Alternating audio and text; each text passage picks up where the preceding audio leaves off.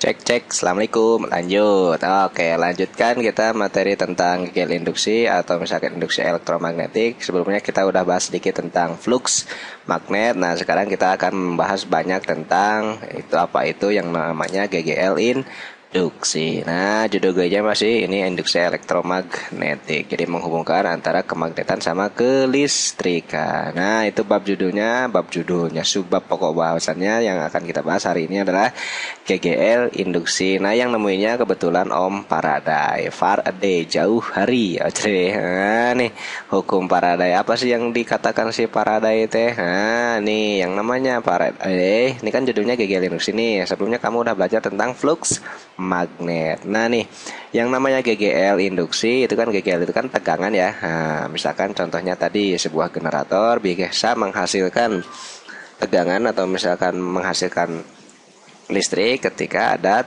terjadi perubahan flux. Contoh sederhananya atau ilustrasi sederhananya kayak gini deh. Nah, nih tadi kan kamu punya magnet nih.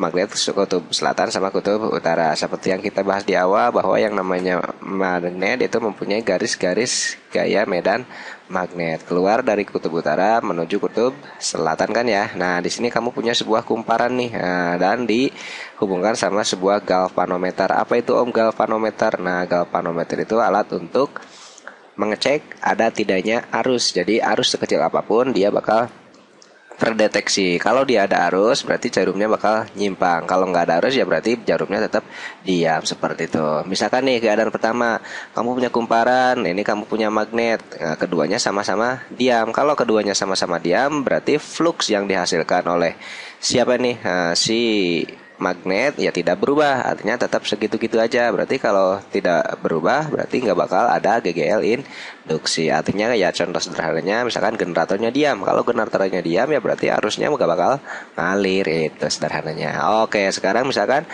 si magnetnya kamu gerakin nih, menuju mendekati si kumparan. Berarti kan ntar garis-garis gaya magnet yang menembus permukaan kumparannya bakal berubah-ubah misalkan. Nah, ini misalkan garis-garis gaya magnetnya tuh. Nah, oke, digerakkan misalkan kamu maju mundur. Nah, oke, berarti kalau digerakin maju mundur berarti di sini terjadi perubahan flux magnet atau perubahan jumlah garis-garis gaya magnet yang menembus kumparan nih. Nah, ketika terjadi perubahan jumlah garis gaya magnet atau perubahan flux, maka terjadilah yang namanya GGL induksi. Nah, ntar si jarumnya bakal menyimpang misalkan ke kanan atau ke kiri. Oke, berarti kalau misalkan dia menyimpang berarti di sini tandanya ada arus yang mengalir. Nah, berarti disitulah timbul yang namanya GGL induksi. Oh, kalau begitu sederhananya nih, yang namanya GGL induksi. Nah, GGL induksi itu syarat terjadinya harus ada apa? Nah, akan timbul.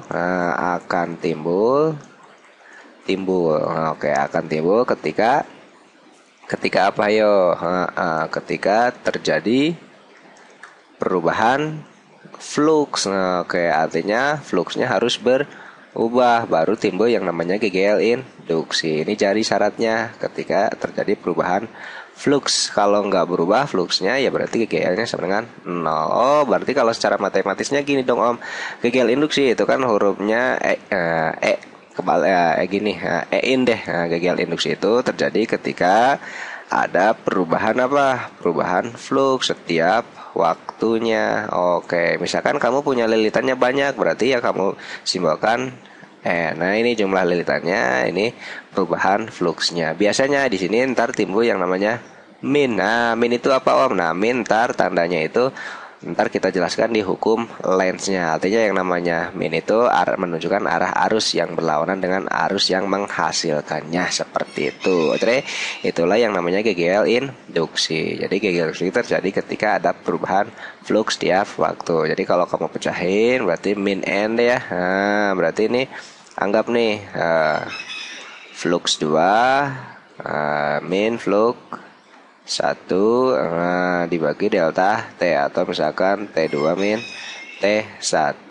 Nah, itulah GGL induksi. Oke, nah itu sederhananya ya. Artinya yang namanya syarat pertama ketika P pengen terjadi kegel induksi berarti harus adanya perubahan flux magnetik. Oke.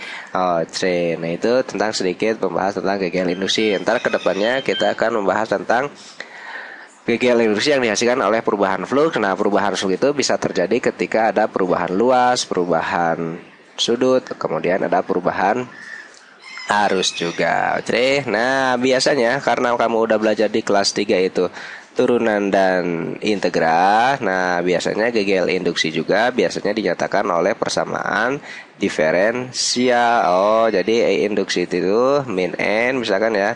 Nah, di sini D dt dari flux, artinya ntar kamu kalau misalkan si fluxnya masih mempunyai fungsi terhadap T, berarti kamu harus diturunkan dulu. Kalau ini kan tinggal diselisihkan saja, artinya flux 2 dikurangi flux 1 dibagi perubahan waktunya. Kalau ini berarti ntar kamu harus mendiferensialkannya. Jadi kalau ini fungsi diferensial nih,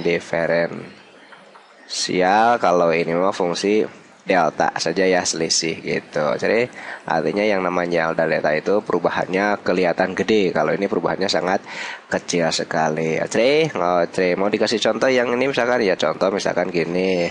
Sebuah flux berubah terhadap waktu misalkan 2T pangkat 3 ditambah 4T ditambah 5. Berapa kegel induksi yang dihasilkan pada detik ketiga misalkan. Nah, berarti ntar kamu turunin dulu tuh E-nya itu, berarti DDT dari si flux yang tadi ya, berarti turunnya itu 6T kuadrat ditambah misalkan 4 aja. Nah, udah ntar tinggal masukin T-nya misalkan 2 sekon, ya udah tinggal masukin ke situ. Dikali misalkan ntar ada apa ini teh jumlah lilitannya. Oke, itu adalah sederhana dari syarat timbulnya kegel induksi. Kedepannya kita akan bahas lebih banyak tentang perubahan fluxnya diakibatkan oleh siapa-siapa sajanya. Oke, untuk pengantarnya atau intro dari kegel induksi cukup sekian dulu dari saya. Semoga ini dapat membantu, semoga ini dapat bermanfaat, dan semoga membuat lo semuanya makin suka sama yang namanya